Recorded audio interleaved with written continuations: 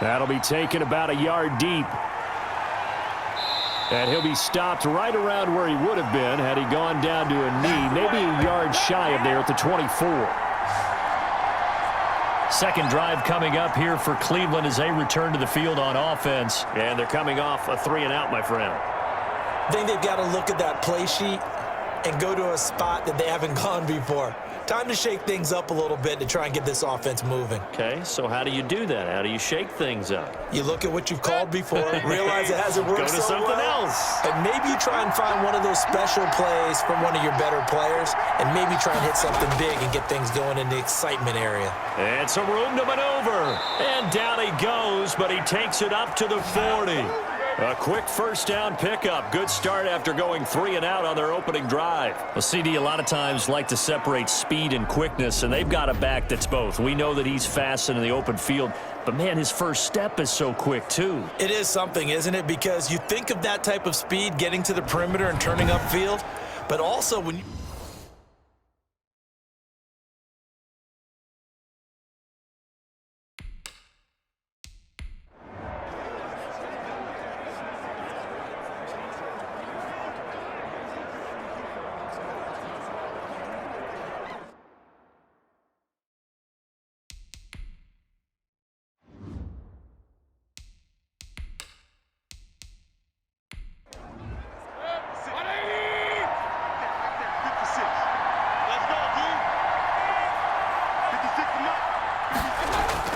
They run again on first down, Chubb. And he'll be taken down, but not before he gets into enemy territory. That's good for a Cleveland first down, an 11-yard pickup. Usually we see runs like this as the defense breaks down later in the game, but this guy is setting the tone early, running through all types of tackles and put the defense back on its heels.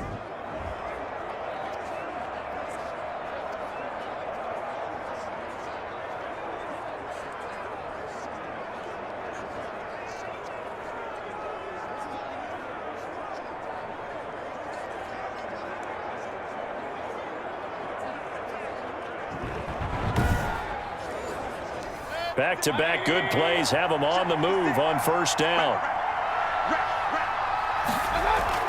Out of the gun, they run it with Hunt. 7 yards on the pickup there, and it'll leave them with a 2nd and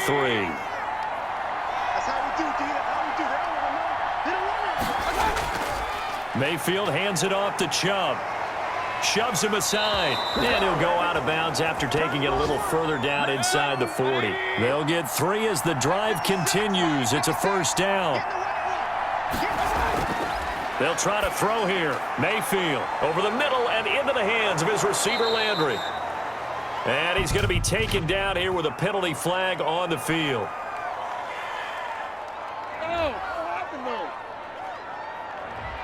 Usually see those guys out wide get called for holding on running plays. Here, a passing play. Yeah, sometimes when you get this quick screen, bubble screen, anything where they're having to block for their fellow receiver, usually at the point of attack, and this time he got caught. And he's got this down almost to the 20 before he's dropped.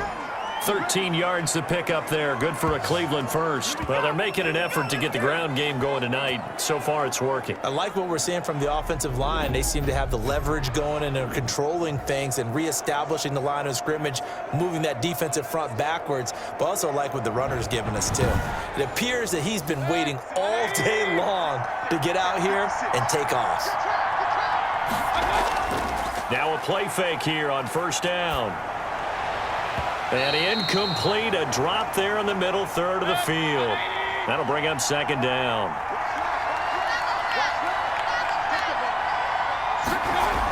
Running with Hunt here out of the shotgun. And he'll be down close to the first down marker as he gets this to the Broncos 14. That'll leave him with a 3rd and 2 coming up. They got 8 yards there. Mayfield on 3rd and 2. Good work by that Bronco defense, and it leads to a 4th down.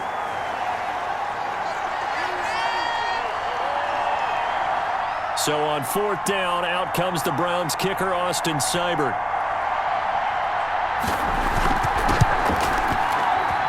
Seibert's kick is good, and that will tie us at 3-3.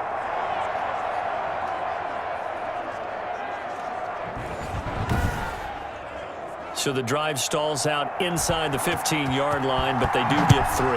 And I've talked with enough players nowadays, and when they have these types of kicks, that no one says to their guy, hey, that's just like making an extra point, piece of cake. Because the extra point is not a piece of cake anymore. But kicking a field goal from that distance, just give him confidence and let him knock it through. These two teams all tied after 1. The Broncos onto the field, ready to start their next drive. And last time they got 3 points, but it was a chip shot field goal. And when you go to the sideline after a chip shot field goal, maybe the offense not too happy. It's a balancing act, isn't it? Because you're exactly right. They're none too pleased that they didn't punch it in for 6 points. But they also have to remember they did put points on the board. 3 points is 3 points. And in this league, you take points when you can get them. Not easily done.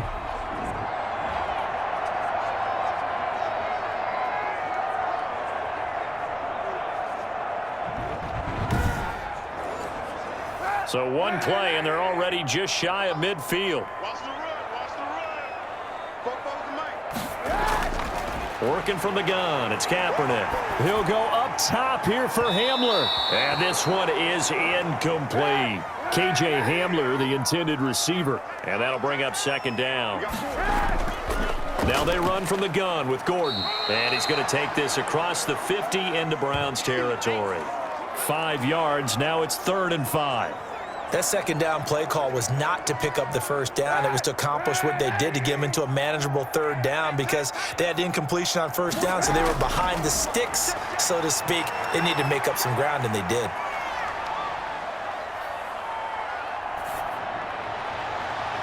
Open man is Gordon, complete. And he will have a Broncos 1st down as they're able to get the 3rd down conversion. That gain on 3rd down, good for 28. That's a big gainer on that play, and from experience, I can tell you, that's where defensive backs will come into the huddle and say, guys, how about some pass rush? But you're going to say it nicely because those big guys up front, they don't like being criticized very much. Quarterbacks in this league, you know they'll pick you apart if you give them time like that to find receivers downfield. They had to settle for 3 last drive, hoping this second go-around ends in 6.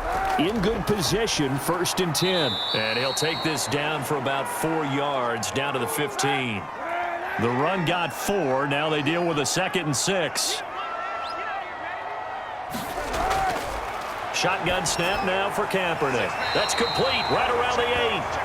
And the Broncos are going to be set up with a 1st and goal coming up as they get him down at the 6-yard line. I think a lot of people ask the same question all the time. Why do we see so many slants in the red zone? Well, the windows are tighter. Everything's more condensed. It has to be quicker, and you've got to deliver the ball on time. Your biggest worry? Ball gets tipped in the air. Because if that happens, then it's fair game for the defense. And he is into the end zone for a Denver touchdown. A 6-yard touchdown run as they have taken the lead. That almost looked too easy, and I think thanks goes to the offensive line for making it look easy. Yeah, I agree with you totally on that one. I'm not sure how much everyone understands the preparations that go into a game for an offensive line, because there's a reason that running backs and quarterbacks give them big gifts at the end of the season after a big year.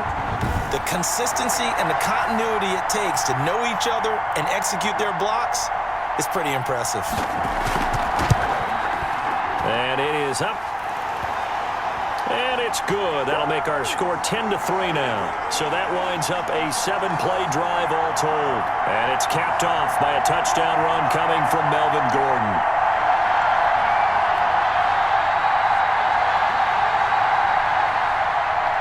Now after the touchdown, here's Crosby to kick it away. From the 6. And he's up across the 25 and down at the 28. Oh, yeah, good job, fellas, good job. The offense trots back out there. Let's turn our focus now to Nick Chubb. He's been good. They've utilized him well, but they're losing here in the second quarter. What might they change offensively? I think that what you try and do is expand how you get the ball to him a little bit. Get him out in open space, maybe swing the ball to him. What's that they used to call it in the West Coast offense, the long handoff? Yeah. Serve as your running play that way, as well as continue to feed him the football. Some of these runs now may pop bigger later in the game, because of the effects of running it. Sometimes people, after a while, they don't want to tackle him anymore, or they get tired, or they get out of position, or he runs through tackles. Continue to feed him the ball. He's having that kind of game. Yeah, might they get him the ball in some space in some different ways here. Now this one complete on the slant route. And he slips up past the 45 before being tackled. Give him 14 on that one and a first down. From the shotgun, it's Mayfield. Got a man, that's Rashard Higgins. And he is tackled inside the 40, not quite to the 35. Another nice gain. That's now 30 yards between those last two plays. Our score 10-3 with 2 minutes remaining in quarter number 2. This offense finding its legs now. Here's another 1st and 10. Working out of the gun, Mayfield. And it's hauled in by Austin Hooper. And brought down, but not before they're inside the 25. 11 more yards that go around, a first down as well. And again, it's Mayfield. This pass complete to Higgins. And able to get him down, but he does reach the 5. Another big gainer that time. This one goes for 19 yards. Well, that certainly has to feel good. And it's not all the time that the play caller should get all the credit. Sometimes I think in the huddle, the quarterback just says, hey, who's going to make a play for me? I just need something right here. And the end result there, nice first down. Drive keeps moving. A chance now to get even before the break as they come up 1st and goal. They'll throw again. Here's Mayfield. They'll go screen here to Hunt. And they'll be driven back here, losing yardage to the 9. It'll go as a loss on the play. Not what you need down here. It's going to be 2nd and goal. Now the Browns will use the first of their 3 timeouts as they'll stop it with just over a minute to go before halftime.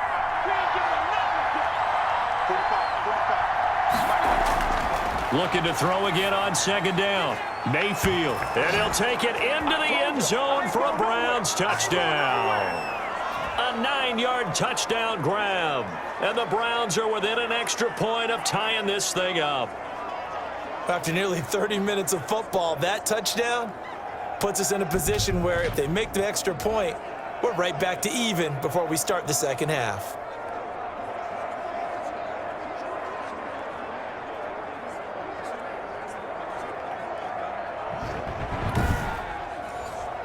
Austin Seibert on for the extra point.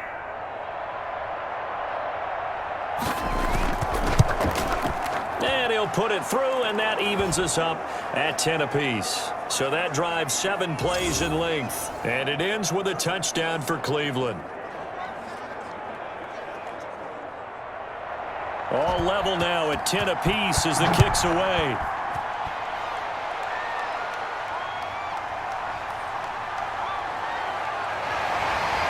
And they'll get him down inside the 30 at the 27. Now on the return here, we've got an injured player down there. Definitely the last thing you want to see here in a preseason game. We'll be right back.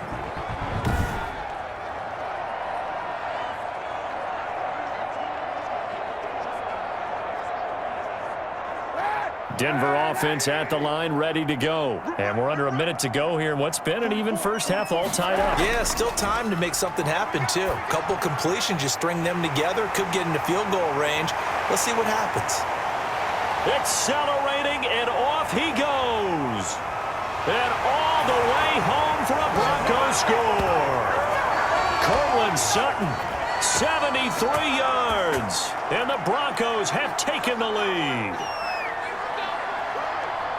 Well, that's a heck of a response to regain the lead after we had seen the touchdown to tie the game. I would say what we just saw there was a great amount of poise, because typically when teams tie the game up, it's a little bit of a, how would you say, you kind of take a step back and have to get yourself regrouped. They regrouped in a hurry, didn't they? They attacked back after they'd been tied. And in a big way, that was a statement-long touchdown. He's got it as they go up by a total of 17-10.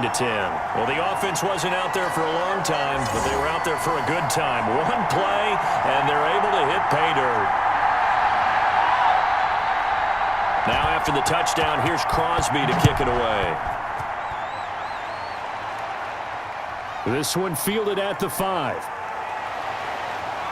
And able to take it past the 25 and up to the 28-yard line.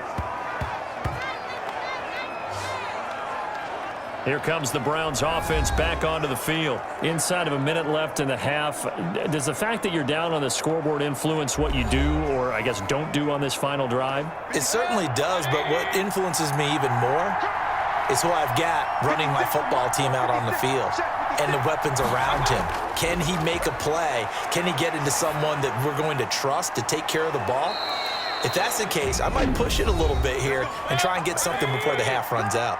Now the Browns signal for the second of their timeouts as they'll stop it with a little over 30 seconds to go in the first half of play. And now a throw on first down there, but it's incomplete. An incomplete pass on first down. That leads to a 2nd and 10. From the gun, Mayfield. And finding the tight end, Hooper. And he takes it all the way down to the 3. The Browns will quickly use their 3rd and final timeout as they stop it with 16 seconds to go in half number 1. Now a throw to the end zone on first down, but it winds up incomplete. They'll go again from the 3 here on 2nd and goal. Mayfield with it once more. And this is caught. Touchdown, Cleveland. Rashard Higgins in the final seconds of the first half. And the Browns are within an extra point of tying this thing up. I don't think it's any state secret to know what they were saying before the start of this drive. Let's go and punch one in the end zone and go into the halftime feeling a heck of a lot better about ourselves. Let's go get this done. Yeah, tie things up, and then you get a brand new ball game. Seibert on for the PAT.